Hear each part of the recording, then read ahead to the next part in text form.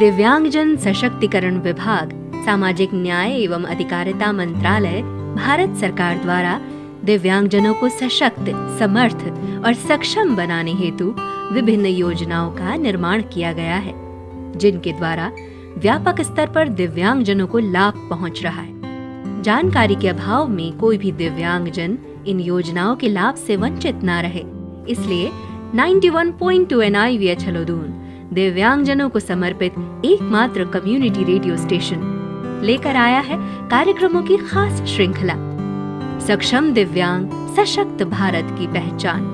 कार्यक्रमों की इस श्रृंखला में आप जानेंगे दिव्यांगजन सशक्तिकरण विभाग, सामाजिक न्याय एवं अधिकारिता मंत्रालय, भारत सरकार द्वारा निर्मित विभिन्न योजनाओं के बारे में। इस कार्यक्रम श्रृंखला में आज आप जानेंगे national institute of mental health and rehabilitation के बारे में। हेलो आंटी, प्रिया कहाँ है? बेटा अपने कमरे में ही है वो तो। ओके आंटी, मैं मिल के आती हूँ। हाय प्रिया, कैसी है? कौन है? जाओ यहाँ से, जाओ। अरे प्रिया, क्या हुआ है? तबीयत तो ठीक है तेरी, क्या बड़बड़ा रही है? हटो यहाँ से, कीड़ा है क्या? जाओ। अरे आंटी, ये प्रिया को क्या हो गया अचानक? ये क्या बड़बड़ाई जा रही है? अरे बेटा पता नहीं 2-3 दिन से क्या हो गया है इसे। परसों ट्यूशन गई थी, बस वहाँ से आने के बाद से ही अपने कमरे में गुमसुम बैठी है, और अगर कमरे में जाओ तो तरह तरह की आवाजें निकालती है। लगता है ट्यूशन वाले रास्ते में ही कहीं इसे ऊपर की हवा लग गई है। अब किसी बाबा से झाड़ फूक करवा कर ही ठीक हो पाएगी ये। आंटी, ये कैसी बातें कर रही हैं आप? ट्यूशन तो वो रोज जाती है, फिर परसों ही क्या हवा लग गई? आप उसे किसी अच्छे डॉक्टर को दिखाइए।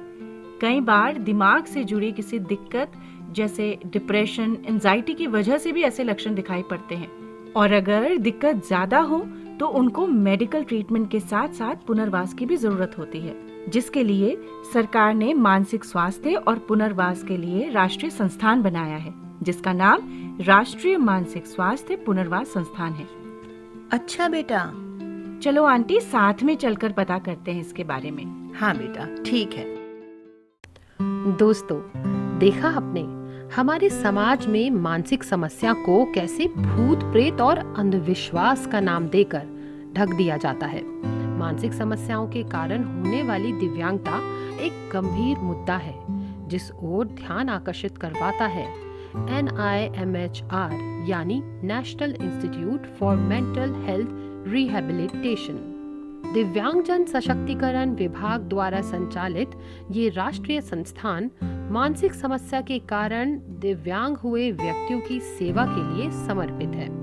मानसिक रूप से दिव्यांगजन की चिकित्सीय देखभाल के साथ साथ पुनर्वास की सुविधा भी देता है ये इंस्टीट्यूट। ये मध्य प्रदेश के सीहोर में है। दिव्यांगजनों के लिए हमारा ये विशेष कार्यक्रम सक्षम दिव्यांग सशक्त भारत की पहचान की इस लड़ी में आज हम बात कर रहे हैं मानसिक दिव्यांगता की। मानसिक दिव्यांगता आखिर है क्या, कैसे होती है और किस तरह मानसिक मंदता से अलग है? इन्हीं सारे सवालों के जवाब और NIMHR के बारे में जानकारी के लिए हमने बात की संस्थान में क्लिनिकल साइकोलॉजिस्ट डॉक्टर प्रगति पांडे जी से। बहुत बहुत स्वागत है मैम आपका आज के कार्यक्रम में। नमस्कार ma'am, thank you so much. Ma'am, हम चाहेंगे कि आप अपना परिचय दीजिए। मेरा नाम प्रगति पांडे है। मैं सहायक प्राध्यापिका हूँ, असिस्टेंट प्रोफेसर हूँ क्लिनिकल साइकोलॉजी में, national institute of mental health rehabilitation Sehore में स्थित है। जी, तो मैम हम जानना चाहेंगे कि NIMHR जो कहा जाता है इंस्टीट्यूट को, इसके बारे में हम जानना चाहेंगे आपसे, ये क्या है? मैम, जो ये संस्थान है जिसको हम शॉर्ट में NIMHR के नाम से जानते हैं, ये दिव्यांगजन सशक्तिकरण विभाग का एक राष्ट्रीय संस्थान है, 9वां राष्ट्रीय संस्थान है, जो कि ऐसे व्यक्तियों के लिए बनाया गया है जिनको मानसिक समस्याओं से ग्रसित होने की वजह से जो दिव्यांगता जिनके अंदर आई है, किसी भी तरह के मानसिक रोग के कारण अगर उनके अंदर दिव्यांगता आई है तो उनको सेवाएं देने के लिए ये संस्थान का निर्माण जो है किया गया है। जी, तो जब हम सेवाओं की बात कर रहे हैं तो किस तरह की सर्विसेज आपके यहाँ से दी जाती हैं और किस दिव्यांगता के लिए दी जाती है?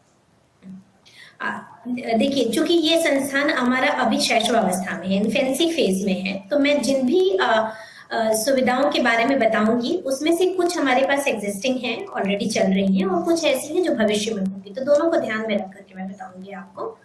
तो हमारे इस पूरे संस्थान के जो मुख्य ऑब्जेक्टिव जिनको आप कह सकते हैं या जो एम कह सकते हैं, वो ये है कि हम मानसिक दिव्यांगता के क्षेत्र में ऐसे जो कोर्सेज होते हैं उनको डेवलप करना या चलाना, जिससे कि मानव संसाधन का निर्माण हो सके, जो कि ऐसे दिव्यांग व्यक्तियों की सेवा कर सके जो लोग मानसिक समस्याओं के कारण दिव्यांग हुए हैं। दूसरा ये है कि सेवाओं की बात, जैसे आपने पूछा कि कौन कौन सी सेवाएं दी जाती हैं, तो दूसरा मुख्य ऑब्जेक्टिव इन लोगों को सेवाएं देना है। सेवाओं में हमारे पास जो अभी वर्तमान में उपलब्ध हैं मनोचिकित्सकीय सुविधाएं, यानी कि जो साइकाट्रिक कंसल्टेशन होता है वो, इसके साथ ही जो है मनोवैज्ञानिक जो है सुविधाएं, जिसमें कि हम तरह तरह के जो मनोवैज्ञानिक जांचें होती हैं या असेसमेंट्स होते हैं वो हम लोग करते हैं। और उसके साथ ही जो थेरेपेटिक इंटरवेंशन होता है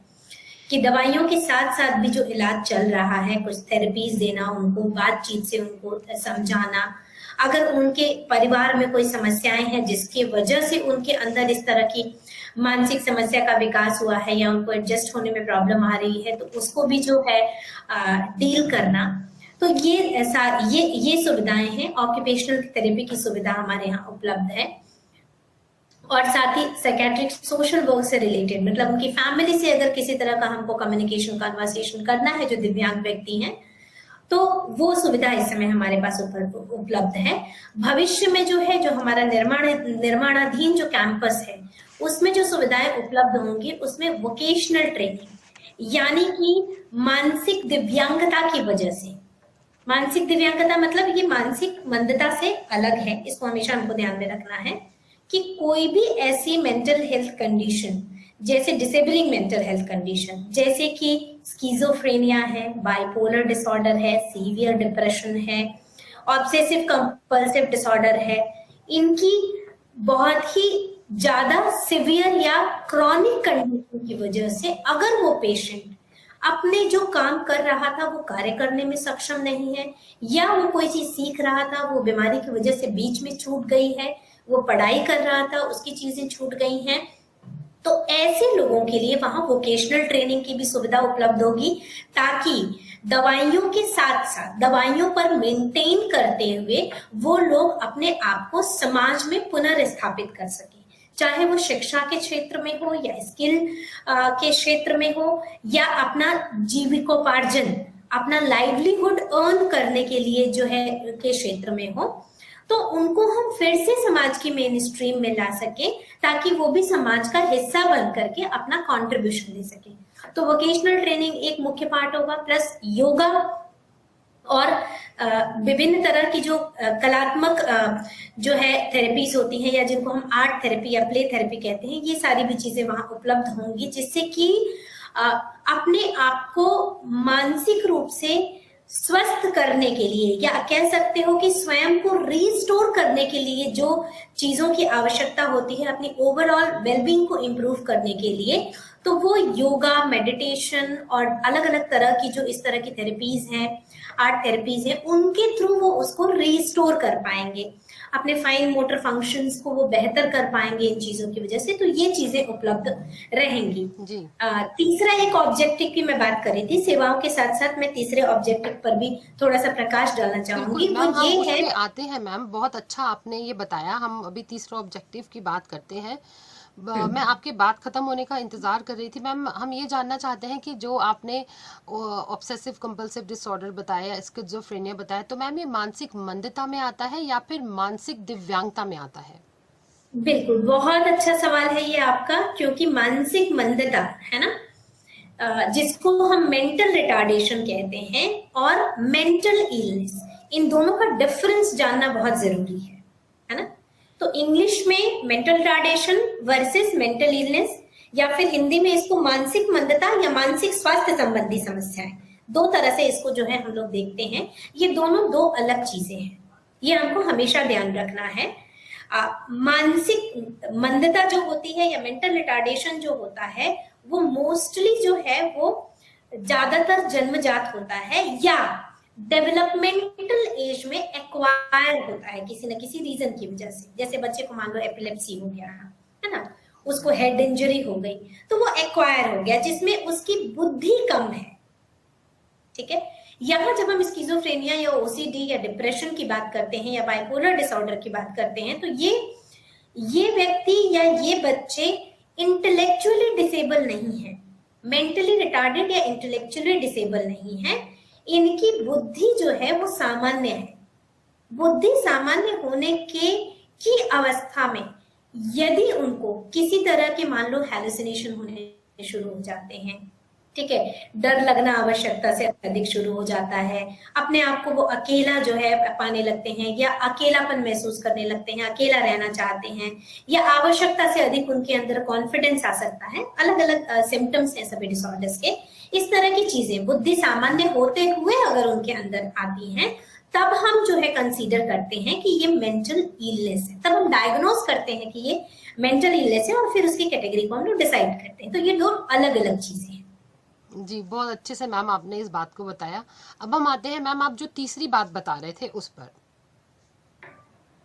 हाँ, हम लोग ऑब्जेक्टिव्स की बात कर रहे थे। जो इस संस्थान को बनाते समय, कॉन्सेप्चुलाइज करते समय जो तीसरा ऑब्जेक्टिव रखा गया था वो मुख्यतः ये था कि अगर हम मानसिक रोगों की बात करते हैं या मेंटल इलनेस की बात करते हैं तो ऐसा देखा जाता है कि आमतौर पर मेडिकल ट्रीटमेंट को हम फोकस करते हुए पूरा जो है एक मेडिकल मॉडल पर काम कर रहे हैं। रिहैबिलिटेशन मॉडल को ध्यान में रखते हुए इस पूरे संस्थान का निर्माण हुआ है, जिसमें कि इसका तीसरा ऑब्जेक्टिव है कि इस तरह के दिव्यांग व्यक्तियों के लिए आगे आने वाले समय में किस तरह के स्कीम्स की आवश्यकता होगी, किस तरह के कोर्सेज की आवश्यकता होगी, किस तरह के केयर की आवश्यकता होगी और रिहैबिलिटेशन में और क्या नवाचार किया जा सकता है, कैसी आवश्यकता होगी, वो उन विषयों पर रिसर्च करके पॉलिसी मेकर्स को एक इंसाइट देना कि ये आवश्यकताएं इस दिव्यांगता या इस पुनर्वास से संबंधित हैं। बहुत अच्छे से मैम आपने ये सारी बातों को बताया। मैम, हमने सर्विसेज की जब हम बात करते हैं तो अगर कोई सर्विस अवेल करना चाहे संस्थान में तो उसका क्या प्रोसीजर है? देखिए, अभी हमारा संस्थान जो है, चूंकि हमारा अपना कैंपस जो है NIMHR का वो निर्माणाधीन है, तो एक डिस्ट्रिक्ट एडमिनिस्ट्रेशन द्वारा दी गई बिल्डिंग में अभी वर्तमान तौर पर अस्थायी रूप से हमारा संस्थान चल रहा है। तो अभी अगर आप हमारी सर्विसेज को अवेल करना चाहते हैं तो हमारी वेबसाइट है, वहां से कांटेक्ट करके आप अपॉइंटमेंट भी ले सकते हैं या यहाँ पर आ सकते हैं। जो भी दिव्यांगजन सुविधाएं लेना चाहते हैं वो यहाँ आ सकते हैं, OPD बेसिस पर जो है वो इन सुविधाओं का लाभ उठा सकते हैं। जी, उन्हें कहाँ संपर्क करना होगा? कोई फोन नंबर, ईमेल आईडी या कोई पोर्टल? हाँ, हमारी वेबसाइट जो है www.nimhr.ac.in, उस पर जो है हमारे कांटेक्ट नंबर भी अवेलेबल हैं, जो लैंडलाइन नंबर हैं वो भी अवेलेबल हैं, तो वहां से कर सकते हैं। FAQs में भी जा करके आप अपने जो है क्वेरीज डाल सकते हैं जो हमारे ईमेल पर आती हैं और उसको हम लोग तुरंत रिप्लाई भी करते हैं, तो वो भी एक तरीका है। किरण मेंटल हेल्थ हेल्पलाइन के थ्रू भी जो है आप हम तक पहुंच सकते हैं। तो ये सारे वेज हैं और साथ ही जो है आप फिजिकली भी यहाँ आया जा सकता है। मैं आपको एड्रेस, जो अस्थायी भवन से जो कार्य चल रहा है, पुराना जिला पंचायत भवन है सीहोर में, है ना, भोपाल के पास में एक जगह है लगभग 30 किलोमीटर दूर सीहोर, तो वहां पर है, तो वहां पर जो है इन सुविधाओं के लिए जो है आया जा सकता है। जी, ये तो बात हुई मैम खुद आना। क्या ऑनलाइन सर्विसेज भी मिल सकती है? मैम, अगर मेंटल इलनेस की हम बात करते हैं तो हम पहले कोशिश ये करते हैं कि हम कम से कम एक बार पेशेंट को अपने सामने उसकी स्थिति को देखें। आवश्यकता अनुसार अगर लगता है कि इस पर्टिकुलर डिसऑर्डर में ऑनलाइन फैसिलिटीज को हम आगे फॉलोअप्स में ले सकते हैं तो बिल्कुल हम लेते हैं। हमारे दूर के बहुत सारे ऐसे पेशेंट हैं जिनको हम शुरू में OPD में जिनको हमने देखा है और उनकी आवश्यकता और उनकी डिसऑर्डर के हिसाब से फिर ऑनलाइन फैसिलिटीज भी हम लोग देते हैं। जी, तो ये तो बहुत अच्छा बताया मैम आपने सर्विसेज के बारे में। अगर हम कोर्सेज की बात करते हैं, HR बिल्डिंग की बात करते हैं, तो मैम क्या कोर्सेज आपके यहाँ से होते हैं? बिल्कुल। अभी हमारे पास 3 तरह के जो है कोर्सेज चल रहे हैं, चूँकि हमारा संस्थान अभी शुरू ही हुआ है। तो एक तो सर्टिफिकेट कोर्स है, certificate course for care giver in mental illness. तो ये एक कोर्स है जिसमें हम जो है व्यक्ति को तैयार करते हैं कि वो किसी भी तरह की मेंटल इलनेस से जो ग्रसित हैं या जिनको किसी तरह की मेंटल इलनेस है, उनकी पूरी तरह से देखभाल कर सके हर तरीके से। नर्सिंग बेस्ड कोर्स है लगभग ये। इसके अलावा हमारे पास 2 और कोर्सेज हैं। एक diploma in community based rehabilitation है, जिसमें कि स्टूडेंट्स को तैयार किया जाता है कि वो कम्युनिटी और इंस्टीट्यूशन के बीच में कैसे जो है गैप को कम करें और लोगों और संस्थान के बीच में जो है किस तरीके से कम्युनिटी में जाकर और ब्रिज के तौर पर कार्य करें। तो एक ये जो है कोर्स है। और इसके अलावा एक है diploma in vocational rehabilitation intellectual disability. ये कोर्स भी हम लोग अपने यहाँ चलाते हैं, जिसमें हम स्टूडेंट्स को तैयार करते हैं कि वो जिनके अंदर किसी भी कारण की वजह से, है ना, चाहे वो रिटार्डेशन हो या मेंटल इलनेस हो, मानसिक मंदता आई है, तो उनको स्किल ट्रेनिंग, वोकेशनल ट्रेनिंग जो है वो किस तरीके से किन ट्रेड्स में दी जा सकती है, उसके लिए तैयार करते हैं। जी, तो इनके फॉर्म्स कब निकलते हैं, क्या पात्रता होती है, कैसे पता कर सकते हैं? बिल्कुल, हमारा जो सीसीसीजी का जो कोर्स है, ये तीनों कोर्सेज जो है ये आरसीआई अप्रूव्ड कोर्सेज हैं। तो सीसीसीजी जो है वो कोई भी व्यक्ति जो 10वीं पास है और 18 साल से अधिक उम्र का व्यक्ति है वो कर सकता है। इसी तरह से जो हमारा डिप्लोमा लेवल के कोर्सेज हैं, कोई भी व्यक्ति जो 12th पास है, उसकी उम्र 18 साल से ऊपर है, वो व्यक्ति हमारे यहाँ जो है ये कोर्सेज कर सकते हैं। और ये ऑफलाइन मोड के कोर्सेज हैं और इनके एडमिशन के लिए जो है हमारी वेबसाइट और आरसीआई की वेबसाइट को जो है वो आपको देखते रहना है। आरसीआई के कैलेंडर को हम लोग भी फॉलो करते हैं, तो हमारी अपनी वेबसाइट और आरसीआई की वेबसाइट, जो भी इच्छुक विद्यार्थी हो वो इन दोनों वेबसाइट को जो है समय समय पर देखते रहें। पूरी प्रॉपर नोटिफिकेशन आती है और लगभग जून से जुलाई में जो है इन कोर्सेज के लिए आवेदन देना होता है। तो दोनों ही वेबसाइट देखते रहें, उनमें उनको आवेदन की तिथि और बाकी सारी डिटेल या मोड ऑफ एडमिशन क्या रहेगा, ये सारी जो सूचनाएं उनको जो है वो समय समय पर वेबसाइट पर मिलती रहेंगी। जी मैम, ये बहुत अच्छा आपने बताया। अगर मैम कोई बाहर से इलाज करा रहे हो और आवश्यकता हो उन्हें आपके यहाँ आने की, तो क्या रीजन है कि वो NIMHR को ही चुने और बाहर से इलाज करा रहे हैं, तो क्या उन पेशेंट्स को भी आप लोग लेते हैं? हाँ बिल्कुल, देखिए हमारे पास इस समय ऐसे भी हमारे पास जो है मरीज हैं जो देश के विभिन्न राष्ट्रीय संस्थानों में अपना इलाज करा रहे हैं, लेकिन रिहैबिलिटेशन के लिए वो यहाँ आते हैं। इसके 2 रीजन है। एक तो ये है कि अगर भौगोलिक दशा उनको लगती है कि इसकी उनके घर के पास में है तो यहाँ आते हैं, एक ये कारण है। दूसरा, यहाँ जो भविष्य में आने वाले जो रिहैबिलिटेशन की सुविधाएं होंगी, ठीक है, उसके लिए भी जो है पेशेंट हमको जो है कांटेक्ट कर सकते हैं, क्योंकि यहाँ जो ट्रीटमेंट के साथ साथ जो चीजें ट्रीटमेंट के बाद के लिए जरूरी है ना, उनकी अपनी इमोशनल वेलबींग को कैसे हमको स्ट्रॉन्ग करना है, समाज में जाने के लिए उनको कैसे प्रेरित करना है, कौन सी वो स्किल चुन सकते हैं, किस तरह की वोकेशनल ट्रेनिंग उनको दी जा सकती है, ये सारी चीजों के लिए जो है उनको NIMHR को अवश्य संपर्क करना चाहिए। जी मैम, कुछ सक्सेस स्टोरीज के बारे में बताइए। बिल्कुल सही बात है। हमारे पास चूंकि नया संस्थान है, बहुत सारी सक्सेस स्टोरीज नहीं है, लेकिन कुछ एग्जाम्पल्स हैं जो मैं जरूर आप लोगों को देना चाहूंगी, और बिना किसी नाम या आइडेंटिटी को बताए हुए, क्योंकि चूंकि मेंटल इलनेस के साथ बहुत सारा स्टिग्मा रिलेटेड है, तो इसलिए हम उनकी आइडेंटिटी को डिस्क्लोज नहीं करेंगे। लेकिन मैं बताऊंगी कि अभी लगभग 2 साल पहले हमारे पास एक जो है मरीज जो है आए थे, लगभग 28 साल उनकी उम्र थी। 12 साल से लगभग वो इसकी बाइपोलर डिसऑर्डर जैसी समस्या से ग्रसित थे और लगातार मेडिकेशन जो है ले रहे थे।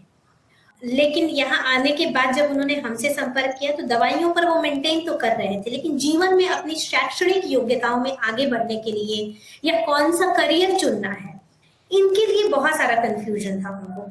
तो साइकोलॉजिकल इंटरवेंशन के थ्रू उनके इस कंफ्यूजन को डील किया गया और अभी लगभग 1 साल पहले उनका जो है सिलेक्शन जो है एक बहुत ही बड़े राष्ट्रीयकृत बैंक में बैंक PO के पद पर हुआ है और वो यही मध्य प्रदेश में पदस्थ हैं। और ठीक ऐसे ही हमारे पास दूसरा एग्जाम्पल है, दूसरा पेशेंट भी हमारे पास बाइपोलर डिसऑर्डर के थे, और अभी जो है थेरेपीज के थ्रू उनको काफी मदद मिली है अपने फाइन मोटर स्किल को इम्प्रूव करने के लिए, अपने डिसीजन मेकिंग को इम्प्रूव करने के लिए, उनके कॉग्निटिव फंक्शंस को इम्प्रूव करने के लिए। और जो एक कंफ्यूजन था उनकी लाइफ में कि उनको लाइफ में आगे बढ़ना है कि नहीं, क्योंकि ऐसे पेशेंट्स के साथ एक बहुत बड़ा क्वेश्चन मार्क जुड़ा होता है और इवन गार्जियंस भी बहुत कंफ्यूज होते हैं कि बच्चे की शादी करनी है कि नहीं, मरीज है उसको शादी करना है, वो आगे अपनी लाइफ में बेहतर कर पाएंगे कि नहीं कर पाएंगे। तो इन डिसीजन मेकिंग में भी हमने उनकी हेल्प की है। और अभी अभी इसी महीने जो है 22 तारीख को हमारे एक ऐसे पेशेंट की शादी है जो अपने लाइफ में आगे बढ़ने के लिए डिसीजन उन्होंने लिया है। तो इस तरह के कुछ एग्जाम्पल्स हमारे पास में है जो है हमारे मरीज अपनी लाइफ में आगे बढ़ने के लिए जो है अच्छे तरीके से निर्णय ले पा रहे हैं हमारी मदद से। अब देखिए NIMHR की जो पूरी संकल्पना है या कॉन्सेप्चुअलाइजेशन की हम बात करते हैं तो इस तरह से उसको कह सकते हैं कि साइकेट्रिक ट्रीटमेंट के साथ भी और साइकेट्रिक ट्रीटमेंट के चलते हुए या पूर्ण रूप से मानसिक रोगों से ठीक होने और उबरने के बाद भी बहुत सारे इस तरह की चीजें उनको सामना करना पड़ता है, बहुत सारे स्टिग्मा को उनको झेलना पड़ता है। वो ठीक होने के बाद भी अपना स्टेटस कि वो ठीक है ये प्रूव करने के लिए उनको बहुत स्ट्रगल करना पड़ता है। और इस स्ट्रगल में कई बार रिलैप्सेस होते हैं, कई बार वो वापस अपनी पुरानी जो है भावनात्मक स्थिति में चले जाते हैं। तो ये पूरी चीजों में एक ओवरऑल कंप्लीट वेलबींग के लिए उनके परिवार के साथ और उनके समाज के साथ उनको जोड़ने के लिए इस पूरे राष्ट्रीय संस्थान की परिकल्पना की गई है। तो मैं यही आप लोगों से निवेदन करूंगी कि ये जो पूरी परिकल्पना है ये तब सफल होगी जब हमारे पास में इस तरह के जागरूक लोग आवश्यकता को समझते हुए कि दवाइयों के साथ साथ भी, मेडिकल ट्रीटमेंट के साथ साथ भी पुनर्वास की आवश्यकता है, उसको समझते हुए हम तक पहुंचेंगे या आएंगे या अपनी आवश्यकता को पहुंचाएंगे तो हम उनकी बेहतर मदद कर पाएंगे। तो इसी के साथ जो है मैं अपनी बात को समाप्त करना चाहूंगी। अगर आपके कोई सवाल हो तो आप आगे पूछ भी सकते हैं। बहुत बहुत धन्यवाद मैम, आपका इतनी अच्छी जानकारी इतने अच्छे तरीके से देने के लिए कि सुनने वाले अच्छे से आपकी बातों को समझेंगे और ज़्यादा से ज़्यादा वो इस बात का लाभ उठा पाएंगे। जी मैम, थैंक यू मैम। दोस्तों, संस्थान में कई कोर्सेज करवाए जा रहे हैं जिनका उद्देश्य ऐसे पेशेवरों का निर्माण करना है जो समुदाय और इस संस्थान के बीच एक ब्रिज के रूप में कार्य कर सके, ताकि समाज में मानसिक दिव्यांगता की सही पहचान कर जागरूकता लाई जा सके। उम्मीद है आज के कार्यक्रम में दी गई जानकारी से आप लाभान्वित हुए होंगे और मैं चेतना आपसे फिर मिलूंगी एक और संस्थान के बारे में जानकारी लेकर। तब तक आप सुनना ना भूलिए आपका अपना रेडियो स्टेशन 91.2 NIVH हलोदून।